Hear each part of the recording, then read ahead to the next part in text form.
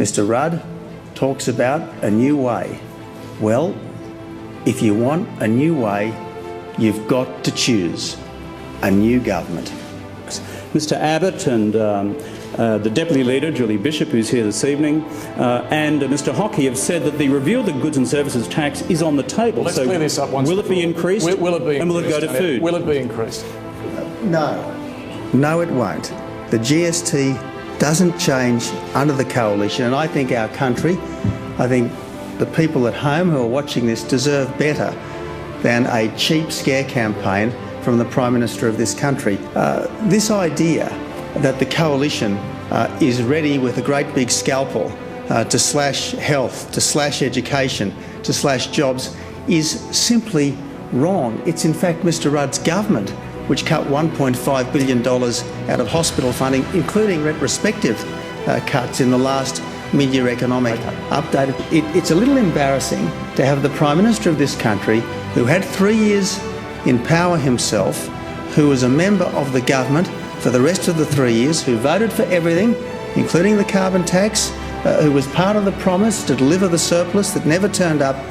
After 6 years, the best he can do is run this embarrassing scare campaign. The other big issue in this election campaign, and really over the last few years, has been asylum seekers. The coalition invented processing at Nauru. The coalition invented processing at Manus Island. Is there anything wrong with the current Mr. Rudd policy? and Mr. Rudd closed it all down, and it's because Mr. Rudd closed it all down that we've had more than 50,000 illegal arrivals, more than 800 boats, $11 billion in budget blowouts, and tragically more than 1,000 deaths. So it's important to get the facts straight here.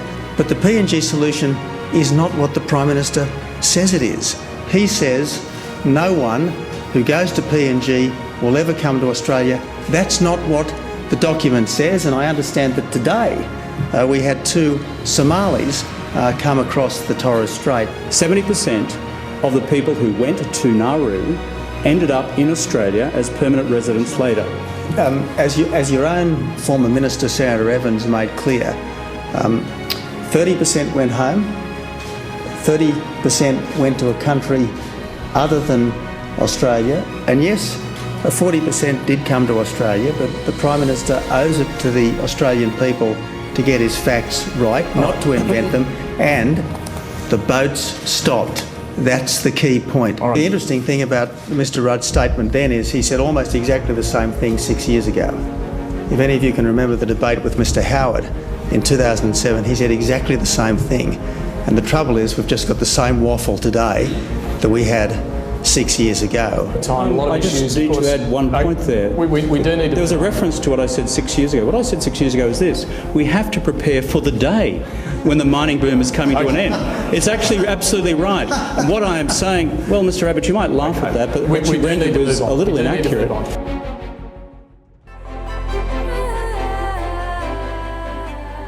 We'll build the roads of the 21st century. That means WestConnex in Sydney.